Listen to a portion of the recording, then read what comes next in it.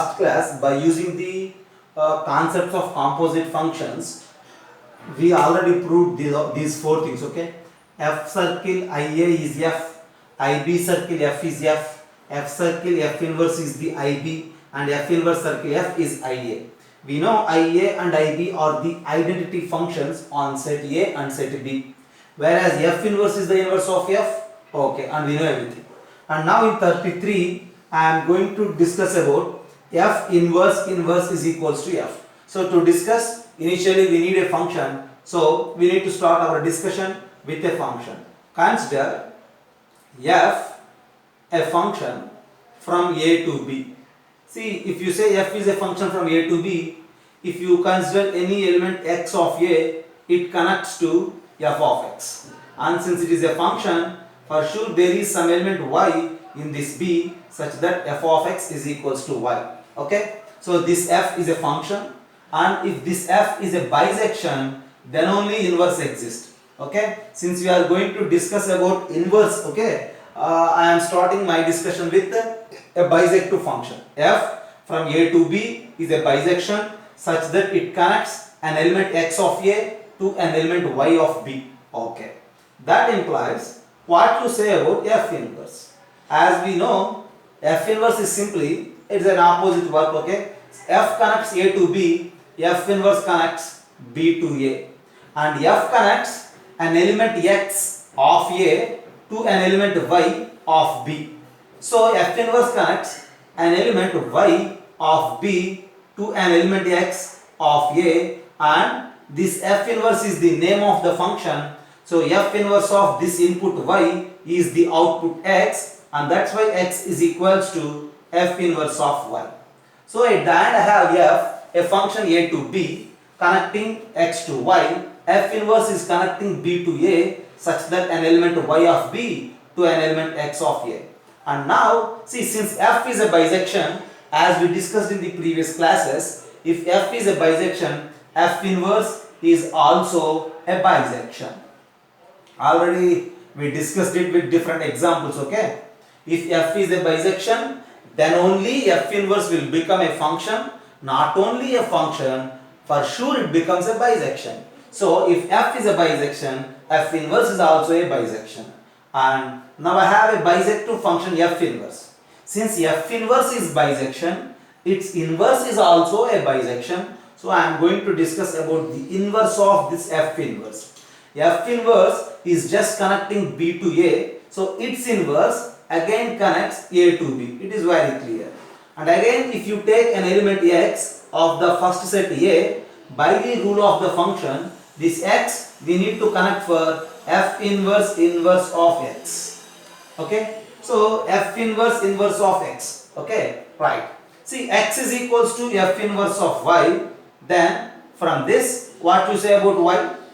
Y is equals to f inverse of x. This is equals to y. Just since x is equals to f inverse y, so y is equals to f inverse of x, just by the rule of the f inverse. So f inverse connects x to y. Okay, so f inverse, the domain is a and it connects x to y.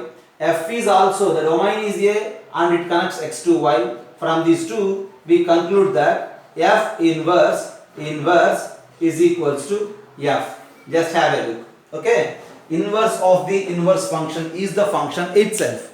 Okay, so for 34, so if f and z, two functions, see, you may say their bisections are given. F from a to b, g from b to c are two bisections. Then we need to prove g circle f inverse is equals to f inverse circle g inverse. This is what we need to prove. For that, as given, first of all you just think about f and z. As given, f is a function from a to b such that it connects an element x to f of x. Okay, an element x to an element y of that b. Okay, since it is just the function definition, so that y is equals to f of x. For the function f, if input is x, output is f of x, and it is an element of b, is a bisection. As given, is a bisection. and another function g is given, that g is simply from b to c, and it connects an element y of b to an element z of c such that z is equals to z of y. For the function g, if y is the input, output is g of y, and that g of y is an element of c, so I am considering it as z. So this is something about f and c. I need to show that g circle f inverse is equals to f inverse circle g inverse. The left side is a function, right side is also a function, and we need to show these two are equal functions. For that, first of all, think about the left side and then think about the right side. At the end, conclude that these two as equal. Okay, so f I have, g I have. Now what to say about g circle f? See, very clear, just have a look. F is a function from a to b, g is a function from b to c, as we discussed, and as you know, since the codomain of f and the domain of g are equal, so g circle f exists. So z circle f exists, so z circle f is a function from a to c such that it connects an element x of a to an element z of c such that z is equals to z circle f of x, because already we know about g circle f, right?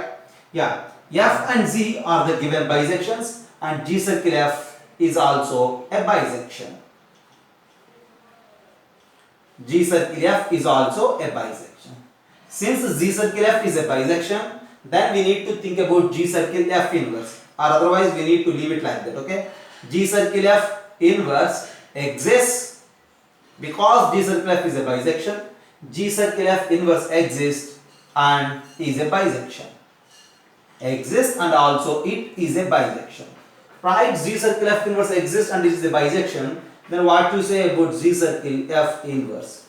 And now g circle f inverse, g circle f is connecting a to c and an element x of a to an element z of c. So g circle f inverse connects c to a such that an element z of c to an element x of a such that x is equals to g circle f inverse of z. Just have a look. So at the end I have a function g circle f inverse whose domain is c, codomain is a, and this function connects z, an element of c, to an element x of a. Okay, this is g circle f inverse. This is the left side function. And then now we need to think about the right side part. If the right side is also having the same domain with the same definition, then we say these two are equal. First of all, you just look about the left side function g circle f inverse, and then I will discuss that f inverse circle g inverse now. Have a look. So we have z circle f inverse is from c to a such that connecting z to x. Right. So f and z are given. Since they are bisections, easily we will write f inverse and z inverse. Okay, just the interchanging of the domain and codomain for f and z. Now after having f inverse and z inverse, we need to think about f inverse circle g inverse. Okay, first of all, now z inverse is from g is from b to c, so g inverse is from c to b. G inverse is from c to b.